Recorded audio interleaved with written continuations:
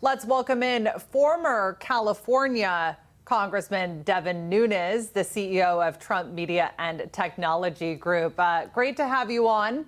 President Biden right now, as James was just appreciate that. President Biden, as James just mentioned, is calling on Congress to approve this 3-month gas tax holiday. And as he mentioned, he vilifies the industry who's trying to help reduce prices at the pump. And he and his administration are insisting on going green. I want to play this clip for you of the White House economic advisor.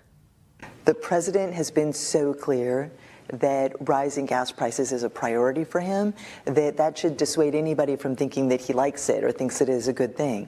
But none of that changes the fact that for our national economic security, for our national security, we have to be thinking about all the different ways that we can transition to clean energy. We'll start with your reaction there.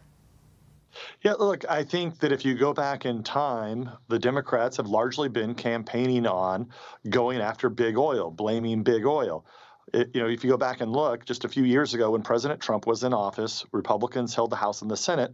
We opened up ANWR. The last time I checked, this is the northern slope of Alaska.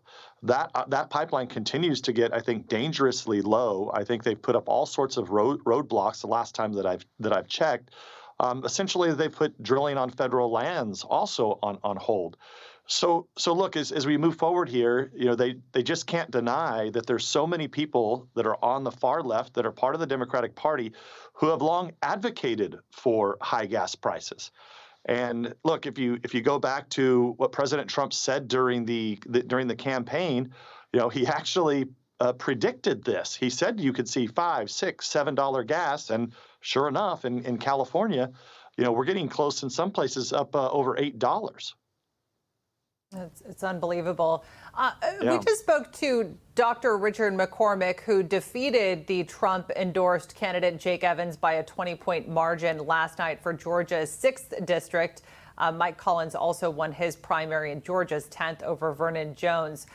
What do these losses for Trump say to you about his stronghold on the GOP? Well, look, I would say this, that everyone, including most of those candidates, wanted Donald Trump's endorsement. And I think what President Trump has been willing to do here is that he's willing to go out and back his friends or back people that have supported him in the past. So, if you take Collins is a very good his father was in Congress. I served with his father. He was a friend of mine, longtime Georgia political hand. But remember, Vernon Jones was a strong supporter of President Trump. So I think what President Trump is trying to do is support people that have supported him. And I think that's natural in politics. But if you look overall, the president's taken some real risks in some of these races, and I think have greatly benefited the Republicans moving into November. One of those that didn't make people happy. Some conservatives didn't like Dr. Oz in Pennsylvania. The president felt like he has the best shot to win, which is a must-keep Senate seat if the Republicans are to have any shot at taking back over the Senate. So look, I think what you see here is President Trump's endorsement is extremely valuable. I know if I was still in politics, I would definitely want it. I don't know hardly any of my former colleagues or candidates that are running that don't want his endorsement. In fact, even though I'm running True Social now, which is, we're a bipartisan company, we just welcomed on Governor Gavin Newsom, a prominent Democrat from California, came on our platform last week. But I even take calls from people who want President Trump's endorsement. So, look, it's the most valuable endorsement that we've seen in this country in a long time, probably since Ronald Reagan. And I want to talk January 6th for a minute. The committee hearings may continue into the summer. That's according to Democratic Congressman Jamie Raskin. Take a listen to this. More evidence is pouring out every day. More witnesses are coming forward. It's almost like a national catharsis as people who have information are deciding to turn it over to the January 6th Select Committee. So, I had hoped that we would be done with the hearing process by the end of June. It may be that the incorporation of all the new evidence coming in requires us to go a little bit further into the summer.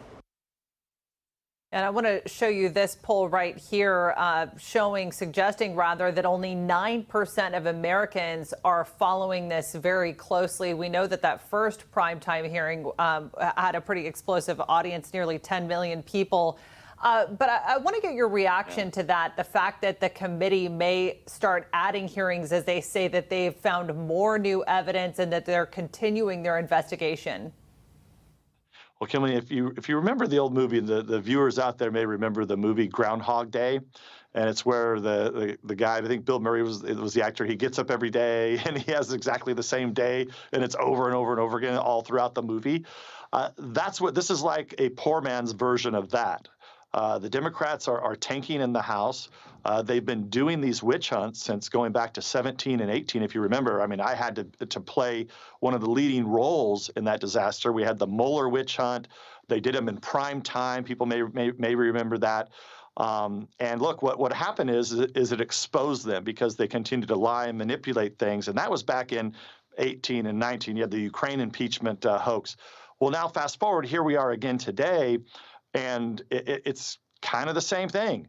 What really should be looked at here is Pelosi's involvement in this, why the National Guard wasn't deployed, who were these people that appear to be federal agents that were instigating a lot of the rioting. And look, and it's possible that some of these people have been busted, but what I really wanted to know, and I asked this question when I was the top Republican on the Intelligence Committee, look, the people that broke the windows, we want to know who those people are, and they should be prosecuted to the full extent of the law. But what you have here is you have people that are sitting in jail. You have people that didn't even enter the Capitol that day. So now what they've created is this, basically Republicans beware. If you want to go and hold a rally or protest in Washington, D.C., you don't have that right.